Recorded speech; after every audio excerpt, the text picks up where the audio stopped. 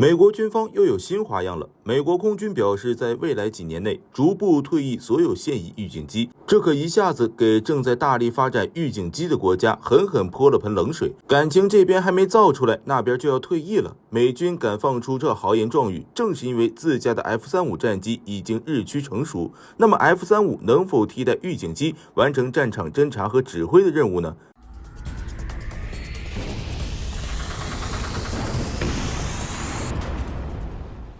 在讨论这个问题之前，我们先来聊一聊美军为何放出口风要退役现役的预警机。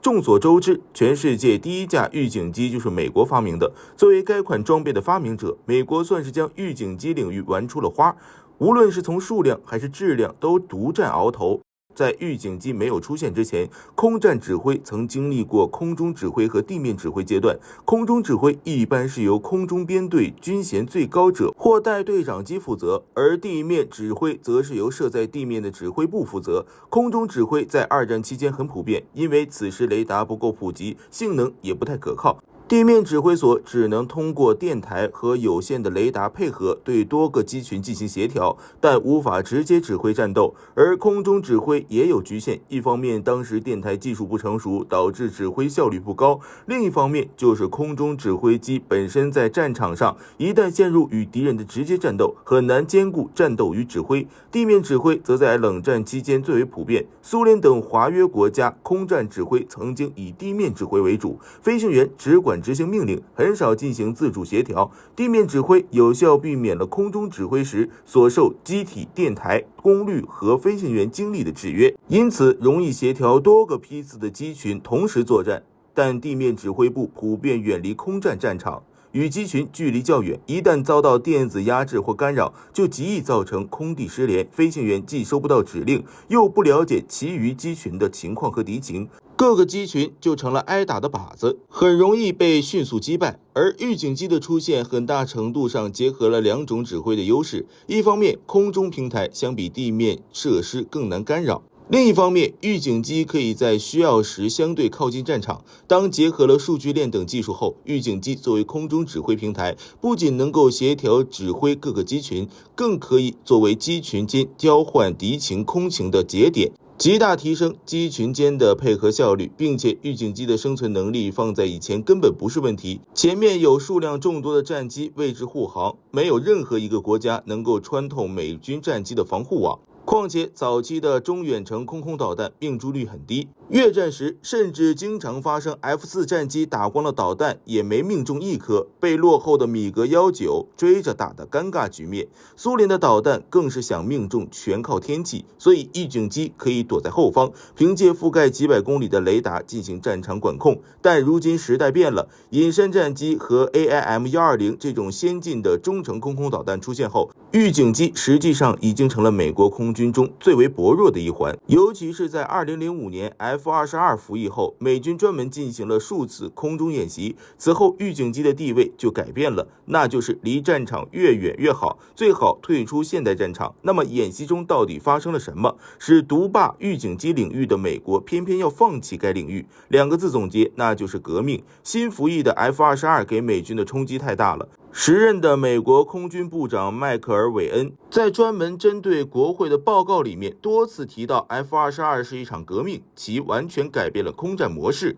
旁观者只能看到亮眼的战绩和战术指标，而身临其境的战机驾驶员，特别是 F-15和 F-16战机，在 E-3预警机的支援下可以吊打全世界，却唯独在 F-22的攻击下毫无还手之力。很多战机都是在毫无知觉的情况下被击落。E-3预警机在模拟空战中收到了超过记录的信息请求和目标指引请求，却完全无能为力。因为不仅战机无法找到 F-22， E-3同样也找不到。空军部长报告中原话是这样讲的：我们现在的战机的驾驶员就像被蒙住眼睛和耳朵的拳手，被投放到灯火通明的拳击台上，只能乱打一气。反观 F-22 F-22视角，报告中显示其巡航高度远远超过了 E-3预警机和其他现役战机的高度，空军中仅有 F-15能短暂冲刺到这个高度，然后就会立刻掉落，而包括 E-3在内的所有预警机战机都是下视雷达，仰视搜索能力都不行，所以 E-3预警机根本不可能发现巡航高度几乎超过其一的 F-22。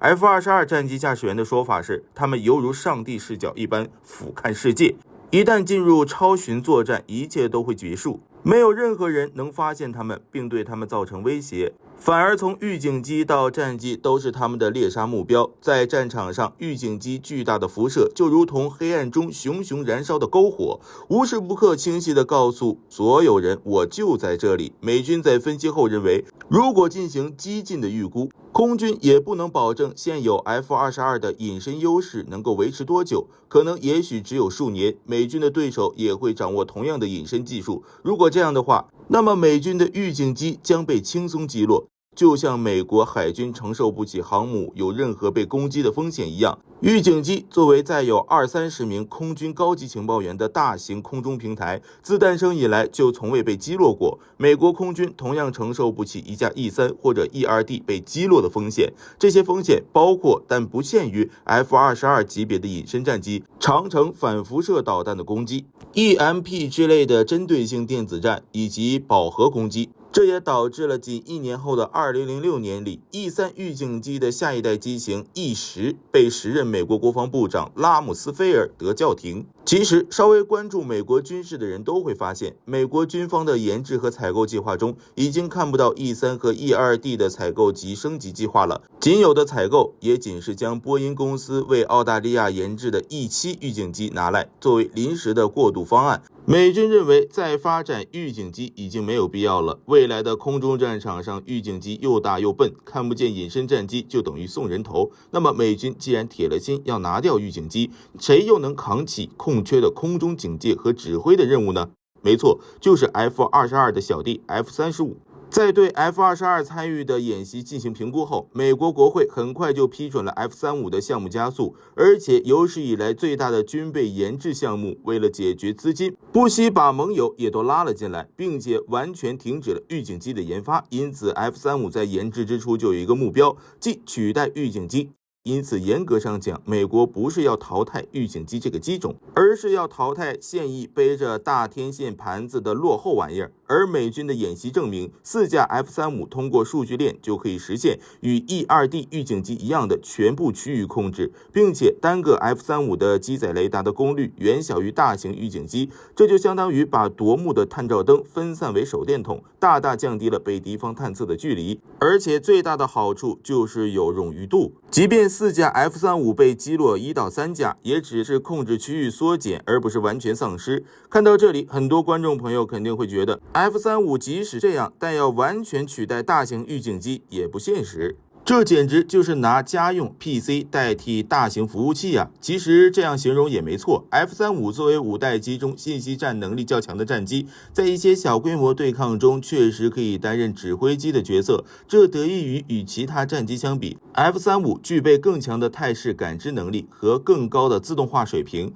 但现在的 F-35还无法获得与 E-3预警机同等水平的指挥控制能力，尤其是 F-35为单座战机，只有飞行员能进行信息处理和决策，而 E-3预警机有一群专门的指挥人员负责综合信息做出决策，整个战区的地形、辐射源、通讯保障、潜在威胁等内容被显控台汇总呈现后进行综合判断，飞行的事儿几乎完全不用操心，更别说还有一票为指挥人员降低工作负荷的操作员，专门负责处理空情和机群协调。因此，如果 F-35单纯的叫预警机是没问题的，但是一般意义上的预警机其实更多指的是预警指挥机，两者的区别在于，前者其实就是个飞行雷达，后者则是一个飞行指挥中心。F-35能在某种程度上胜任前者的工作，但是肯定干不了后者的活。美国对此自然也是清楚得很。美国空军针对 F-35A 型和 C 型增加了 Block 4升级版，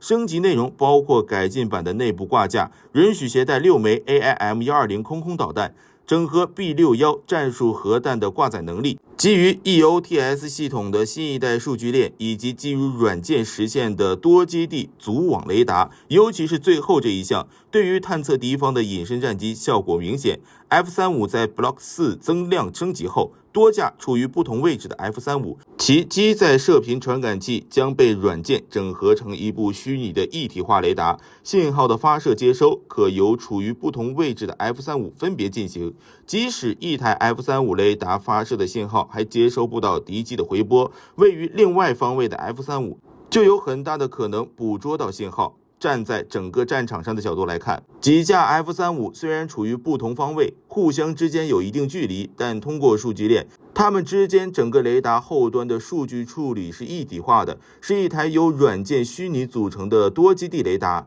在这个网络内的每一架 F-35所搭载的射频传感器，都是这台虚拟雷达的一组收发节点。在这种全新的组网多基地雷达功能面前，传统的隐形设计将面临失效的风险。而美军在 F-35的长期规划中，更是提出了共形雷达的概念，也就是下一代有源相控阵雷达，它可以制作成能够折叠弯曲的薄片，像蒙皮一样包裹在飞机外表的四面八方，可以把 F-35外形的表皮全部做成雷达，并且还不影响 F-35本身的隐身效果。如此一来， F-35的表面积做成雷达，可能比传统大型预警机雷达孔径还大几倍。这样的做法就像当年的 iPhone 4使用机身边框作为天线一样，一旦研制成功，将会对空战带来颠覆性改变。而最后一项待解决的地方就是 AI 人工智能，即用 F-35配备的高性能电脑来代替人工指挥决策，其中包含图像分析、预测决断、模拟推演等电脑需要处理的能力，而这些正是美国所擅长的。且不提波音、诺格等军工大佬，辉达公司、谷歌公司都是这些领域的翘楚。可以说，全世界没有任何一个国家在 AI 人工智能领域比得上美国。未来的完全体 F-35在配备共形雷达和 AI 人工智能后组成编队，在功能上将完全不弱于 E-3预警机，并且自身就是隐身战机，生存能力更是远远强于龟速的大型预警机。因此，美国才敢信心满满地表示，将逐步退役所有的现役预警机。在本期节目的最后，你们认为 F-35未来能够取代如今预警机的位置吗？欢迎将看法发表在评论区。感谢您收看本期的内容，我是火力军，我们下期再见。